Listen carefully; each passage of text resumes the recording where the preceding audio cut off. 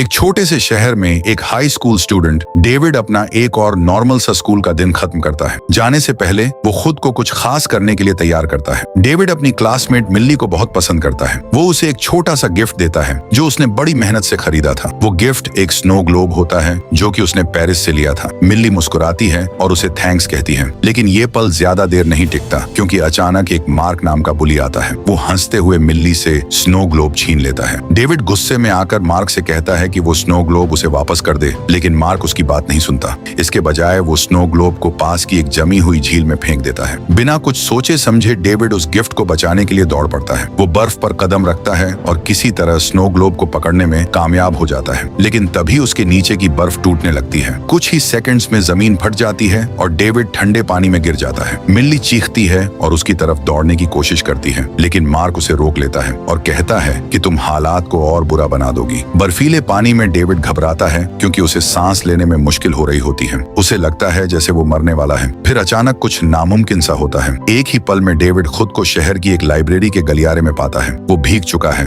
कांप रहा है और पूरी तरह से कंफ्यूज होता है। उसे समझ नहीं आता कि वो यहाँ कैसे पहुंचा, लेकिन एक चीज उसे साफ समझ में आती है कि वो जिंदा है। सदमे में डेविड घर वापस आता है। उसकी जिंदगी कभी आसान नहीं रही। उसकी माँ उसे छोड़कर चली गई थी जब वो छोटा था और तब से वो अपने पिता विलियम के साथ रहता है, जो डेविड के साथ बुरा सलूक करता है और उसे कभी प्यार नहीं करता। डेविड जैसे ही घर पहुंचता है, उसका पिता तुरंत देखता है कि वो पूरी तरह से भीग चुका है। विलियम पूछता है कि क्या हुआ। डेविड इतना घबराया हुआ होता है कि वो जवाब नहीं दे पाता। वो अपने कमरे में जाता है और दरवाजा बंद कर लेता है। इससे उसका पिता और भी गुस्से में आ जाता है। विलियम उसके पीछे जाता है और चिल्लाने लगता है। कुछ ही देर बाद विलियम का गुस्सा इतना बढ़ जाता है कि वो दरवाजा तोड़ देता है, लेकिन जैसे ही वो कमरे में कदम रखता है, वो चौंक जाता है क्योंकि डेविड वहां से चला गया होता है। ठीक उसी वक्त डेविड अचानक फिर से पब्लिक लाइब्रेरी में दिखाई देता है। तब उसे एहसास होता है कि उसने झील से बचकर लाइब्रेरी में पहुंचना उसकी किस्मत नहीं थी। दरअसल उसके पास एक शक्ति है। वो खुद को कहीं भी टेलीपोर्ट कर सकता है। वो एक ही पल में दुनिया के किसी भी कोने में जा सकता है। डेविड लाइब्रेरी से बाहर जाने की कोशिश करता है, लेकिन दरवाजे पूरी तरह बंद होते हैं। उसे गुस्सा आ जाता है और उसी गुस्से में वो अचानक फिर से टेलीपोर्ट हो जाता है। इस बार वो अपने कमरे में पहुंचता है। अब डेविड समझ जाता है कि ये शक्ति उसकी जिंदगी को हमेशा के लिए बदल सकती है। पहली बार उसे अपने दुख भरे घर से बाहर निकलने का रास्ता दिखाई देता है। वो जल्दी से अपनी चीजें पैक करता है और शहर छोड़ने का फैसला करता है, लेकिन जाने से पहले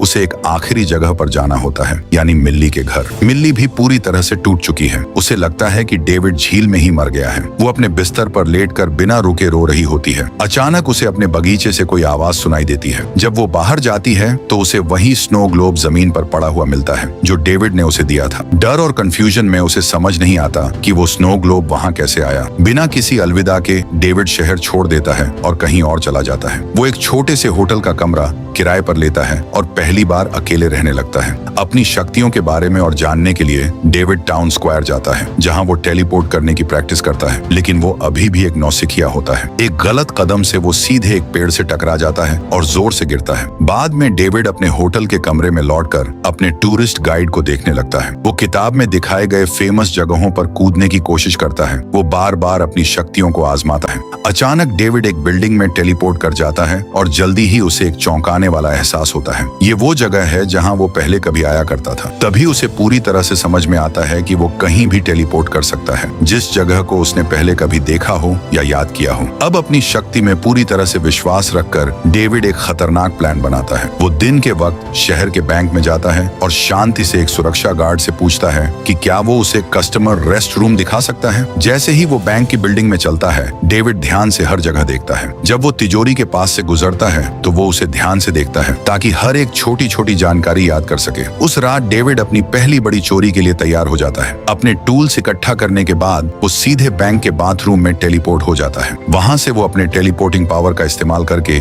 सीधा तिजोरी में पहुंचता है। कुछ ही मिनटों में वो बेशुमार पैसे चुराने लगता है। डेविड यही प्लान बार बार अलग अलग बैंकों में दोहराता है। समय के साथ वो जितना कभी सोच भी नहीं सकता था उतना पैसा इकट्ठा कर लेता है। इस दौलत से डेविड वो सब कुछ खरीद लेता है जिसका वो कभी सपना देखता था। साल दर साल उसकी शक्तियां और भी मजबूत होती जाती हैं और वो दुनिया का सबसे अमीर आदमी बन जाता है। अब वो एक आलीशान अपार्टमेंट में रहता है और बस मजे लेने के लिए कमरे से कमरे तक टेलीपोर्ट करता है। लेकिन इतनी गजब शक्ति होने के बावजूद डेविड किसी की मदद नहीं करता। उसे सिर्फ अपनी खुशी और अपनी जिंदगी की तलाश होती है। वो अपनी शक्तियों का इस्तेमाल सिर्फ जहाँ चाहता है वहाँ जाने के लिए करता है। वो खाली समुद्र के किनारों पर सर्फिंग करता है, इजिप्ट के प्राचीन स्मारकों की चोटी पर खड़ा होता है और दुनिया की खूबसूरती को देखता है जैसा कोई और कभी ये नहीं कर सकता। इस बीच एक घने जंगल में रोलैंड नाम का आदमी अपनी हथियारों से लैस एजेंट्स की टीम को लीड कर रहा है। वो पेड़ों के बीच चुपचाप चलते हुए इलेक्ट्रिक वायर का जाल लगा रहे होते हैं। जब कोई भी इन तारों को छूता है तो उसे तुरंत करंट लग जाता है और वो पकड़ लिया जाता है। ये जल्दी ही सामने आता है कि ये लोग जंपर्स को पकड़ने वाले शिकारी हैं। जंपर्स यानी वो लोग जिनके पास टेलीपोर्ट करने की शक्ति है। जैसे ही एक जंपर पकड़ा जाता है उसे बिना दया के मार दिया जाता है। उसी रात डेविड अपने आलीशान अपार्टमेंट में लौटता है, ये सोचते हुए कि वो सुरक्षित है,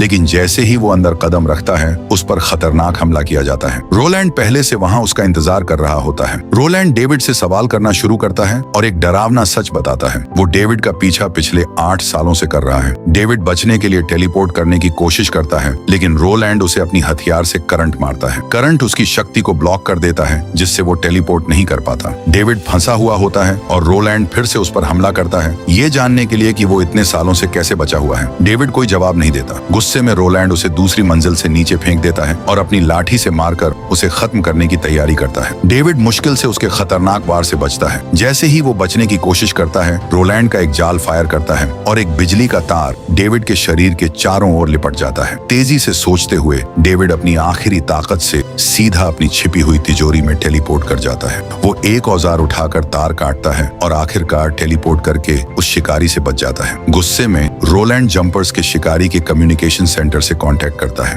वो सभी एजेंट्स को अलर्ट करने का आदेश देता है और डेविड की तलाश तुरंत शुरू करने के लिए कहता है। अगले दिन डेविड मिल्ली के घर जाने का फैसला करता है। मिल्ली की माँ उसे देखकर चौंकती है और खुश हो जाती है। डेविड मिल्ली के बारे में पूछता है। उसकी माँ बताती है कि मिल्ली अब शहर के एक बार में काम करती है। ये सुनकर डेविड वहाँ तुरंत पहुँचता है। जब वो मिल्ली से मिलता है तो उसे समझ आता है कि मिल्ली अब अपनी जिंदगी में आगे बढ़ चुकी है और वो सब कुछ पीछे छोड़ चुकी है। डेविड कंफ्यूजन में पड़ जाता है और वहाँ से जाने लगता है, लेकिन उससे पहले मार्क अचानक आ जाता है। वो डेविड को पहचानता है और चिल्लाने लगता है, जिससे सबका ध्यान उस तरफ हो जाता है। डेविड कोशिश करता है कि वो बिना कोई परेशानी किए वहाँ से चला जाए, लेकिन मार्क चिल्लाता रहता है। शोर सुनकर मिल्ली उन्हें देख लेती है और दौड़ते हुए आती है। जब वो बात कर रहे होते हैं, मार्क फिर से मिल्ली की बेइज्जती करने लगता है। डेविड का गुस्सा बढ़ जाता है और वो मार्क को सीधे मुंह पर एक मुक्का मारता है। मार्क पलटकर हमला करता है और डेविड को बाहर खींच लाता है। वो उसे घूंस से और लातों से पीटता है, ये मानते हुए कि उसने आखिरकार अपने पुराने दुश्मन को हरा दिया है। लेकिन अगले ही पल डेविड उसे पकड़ता है और टेलीपोर्ट कर जाता है। चंद सेकंड्स में दोनों एक बैंक की तिजोरी के अंदर पहुंच जाते हैं। मार्क डर से जम जाता है। उसे समझ नहीं आता कि अभी क्या हुआ। अपनी जान की भीख मांगते हुए वो डेविड से कहता है कि उसे जाने दे। डेविड उसे वहीं छोड़कर फिर से बार में वापस टेलीपोर्ट करता है ताकि मिल्ली से बात कर सके। मिल्ली कंफ्यूज होकर पूछती है कि वो इतने सालों से कहाँ था। डेविड झूठ बोलते हुए कहता है कि उसे एक बैंक में अच्छी जॉब मिली है और वो अमीर हो गया है। फिर वो बताता है कि वो रोम जाने का प्लान बना रहा है, क्योंकि वो जानता है कि मिल्ली हमेशा से वहाँ जाने का सपना देखती थी, इसलिए वो उसे साथ आने के लिए कहता है। बिना किसी हिचकिचाहट के मिल्ली मान जाती है। जल्द ही दोनों रोम पहुँच जाते हैं। वहीं पुलिस स्टेशन में रोलैंड चीफ से कहता है कि उसे मार्क से सवाल पूछने दिया जाए, जिसने डेविड के खिलाफ शिकायत दर्ज की होती है। चीफ मना कर देता है और कहता है कि रोलैंड को एक फेडरल वारंट चाहिए। गुस्से में रोलैंड ऑफिसर को बेहोश कर देता है और फिर भी इंट्रोगेशन रूम में घुस जाता है और मार्क से उसे सच पता चलता है कि डेविड मिल्ली के साथ ट्रैवल कर रहा होता है और वो अभी हाल ही में रोम की फ्लाइट पर चढ़े हैं। रोम में डेविड और मिल्ली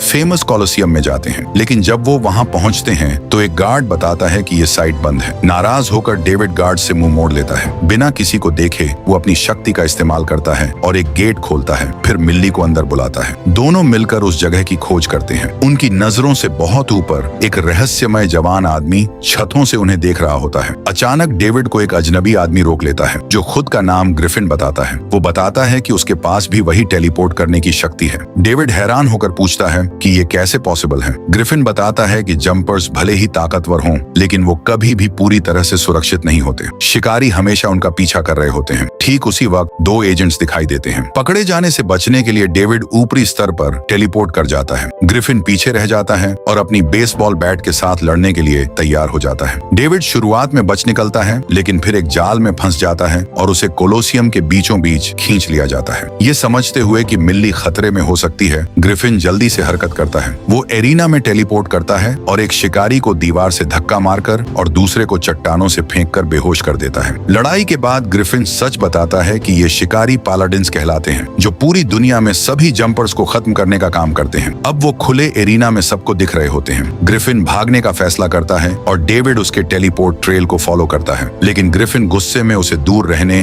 और उसका पीछा बंद करने की चेतावनी देता है। बाद में जब डेविड मिल्ली के पास लौटता है और उसे ले जाने की कोशिश करता है, तो पुलिस ऑफिसर्स उन्हें रोक लेते हैं और दोनों को गिरफ्तार कर लेते हैं। स्टेशन में मिल्ली अफसरों से डेविड को छोड़ने की भीख मांगती है, लेकिन वो उसे नजरअंदाज कर देते हैं और उसे चुप रहने को कहते हैं और लॉबी में इंतजार करने को कहते हैं। डेविड से पूछताछ के दौरान ऑफिसर को अचानक एक मैसेज मिलता है कि लोकल डिप्टी आ गया है। वो डेविड को कमरे में अकेला छोड़कर चला जाता है। तभी कुछ इम्पॉसिबल सा होता है। एक औरत डेविड के सामने आ जाती है और वो उसकी माँ मैरी होती है, जो सालों पहले उसकी जिंदगी से गायब हो गई थी। वो शांति से डेविड की हथकड़ी खोल देती है और उसे चाबियां देती है। मैरी डेविड से कहती है कि वो अभी तुरंत भाग जाए और चेतावनी देती है कि मिल्ली को अपने साथ मत ले जाना। अगर उसने ऐसा किया तो मिल्ली को मारा जा सकता है। डेविड उलझन में और जवाबों के लिए बेताब अपनी माँ का पीछा करने की कोशिश करता है, लेकिन एक पुलिस ऑफिसर सामने आकर उसे पकड़ने की कोशिश करता है। अफसर से छुटकारा पाने के लिए डेविड उसे सीधे इजिप्ट की एक मूर्ति पर टेलीपोर्ट कर देता है, फिर तुरंत स्टेशन वापस टेलीपोर्ट करता है। मिल्ली से मिलकर डेविड उसे बताता है कि उन्हें शहर तुरंत छोड़ना होगा। मिल्ली कंफ्यूज हो जाती है और पूछती है कि वो इतना अजीब बर्ताव क्यों कर रहा है, लेकिन डेविड कुछ नहीं बताता। वो जल्दी से अपना बैग पैक करते हैं और एयरपोर्ट की तरफ दौड़ते हैं। फ्लाइट से पहले डेविड मिल्ली से कहता है कि वो उसके साथ नहीं जा सकता। वो नहीं चाहता कि मिल्ली उसकी खतरनाक जिंदगी में फंसे। मिल्ली का दिल टूट जाता है और वो अकेले ही प्लेन में सवार हो जाती है। डेविड के शहर में रोलैंड डेविड के पुराने घर जाता है। विलियम दरवाजे पर जवाब देता है। रोलैंड दावा करता है कि वो एक फेडरल एजेंट है और डेविड के बारे में पूछताछ करता है। विलियम कहता है कि उसने अपने बेटे को 8 साल से नहीं देखा और पुलिस भी कभी उसे नहीं ढूंढ पाई। जब डेविड की माँ के बारे में पूछा जाता है तो विलियम बताता है कि वो तब छोड़कर चली गई थी जब डेविड सिर्फ 5 साल का था और फिर कभी उसने कांटेक्ट नहीं किया। इस बीच ग्रिफिन अपने घर पर वीडियो गेम खेल रहा है, जबकि पहले हराए गए पालाडिन्स में से एक का बेहोश शरीर उसके पास ही पड़ा होता है। अचानक डेविड आता है और जवाब मांगता है। वो पूछता है कि जंपर्स का शिकार क्यों किया जाता है जब उन्होंने कुछ गलत नहीं किया। ग्रिफिन काले सच का खुलासा करता है। असल में मध्यकाल से ही पालाडिन्स जंपर्स का शिकार कर रहे हैं। इन लोगों का मानना है कि उनकी मान्यताओं के कारण जंपर्स को इस दुनिया में नहीं होना चाहिए। तभी ग्रिफिन कुछ और भी बुरा बताता है। उसने कहा कि पालाडिन्स ने अपने शिकारों को पकड़ने के लिए पूरे परिवारों का सफाया कर दिया है। ये सुनकर डेविड घबराकर तुरंत अपने पिता के घर टेलीपोर्ट कर जाता है, लेकिन जब वो वहाँ पहुँचता है उसका दिल टूट जाता है। उसके पिता अब जिंदा नहीं होते। बिना समय गवाए डेविड अपनी शक्तियों का इस्तेमाल करके उन्हें अस्पताल पहुँचाता है। अगले दिन डेविड ग्रिफिन के पास वापस जाता है। ग्रिफिन बिना किसी घबराहट के कहता है कि उसने अभी अभी एक और शिकार खत्म किया है और एक पालाडिन को अटलांटिक महासागर में शार्क्स के खाने के लिए फेंक दिया है। डेविड ग्रिफिन से रोलैंड की तस्वीरें देखने के लिए कहता है ताकि वो रोलैंड का पीछा करके मिल्ली को सुरक्षित कर सके, लेकिन ग्रिफिन उसे रोकता है, चेतावनी देता है कि रोलैंड जितना दिखता है उससे ज्यादा खतरनाक है। फिर भी डेविड ये जोर देकर कहता है कि उन्हें मिलकर काम करना चाहिए। वो कहता है कि जब तक रोलैंड जिंदा है मिल्ली कभी भी सुरक्षित नहीं रहेगी। ग्रिफिन मना कर देता है और वो डेविड को दूर रहने और अपनी प्रॉब्लम्स को खुद ही हल करने को कहता है। ग्रिफिन की चेतावनी अनसुनी करते हुए डेविड अपनी शक्ति का इस्तेमाल करके ग्रिफिन के टेलीपोर्ट ट्रेल का पीछा करता है। कुछ ही सेकंड्स में वो जापान के एक रेस्टोरेंट के किचन में पहुंच जाता है। बाहर निकलते हुए वो टोक्यो की बिजी सड़कों पर ग्रिफिन का पीछा करता है। डेविड फिर से उसे समझाने की कोशिश करता है और कहता है कि अगर वो साथ काम करेंगे तो वो रोलैंड को खत्म कर सकते हैं। ग्रिफिन फिर भी ना कहता है और एक कार डीलरशिप में टेलीपोर्ट कर जाता है। दोनों लग्जरी कार चुराकर शहर में तेज रफ्तार से दौड़ने लगते हैं। रास्ते में ग्रिफिन एक और जंपर के बारे में कहानी सुनाता है जिसने एक पूरी इमारत खत्म करने की कोशिश की थी, लेकिन अपनी शक्ति ज्यादा इस्तेमाल कर दी और टेलीपोर्ट करते हुए मर गया। पूरी रात की दौड़ के बाद ग्रिफिन आखिरकार डेविड को मिल्ली की तलाश में मदद करने के लिए राजी हो जाता है, लेकिन जब वो एयरपोर्ट पर टेलीपोर्ट करते हैं तो पता चलता है कि मिल्ली की फ्लाइट 1 घंटे पहले ही आ चुकी थी। दोनों अलग अलग जाते हैं। ग्रिफिन अपने हथियार लेने के लिए जाता है, जबकि डेविड मिल्ली के घर की ओर दौड़ता है। जब डेविड उससे मिलता है तो वो आखिरकार सच बताता है। वो स्वीकार करता है कि उसने कभी बैंक में काम नहीं किया और उसे तुरंत अपने साथ चलने की गुजारिश करता है। उसी समय डेविड को खतरे का एहसास होता है क्योंकि रोलैंड आ चुका होता है। बिना किसी झिझक के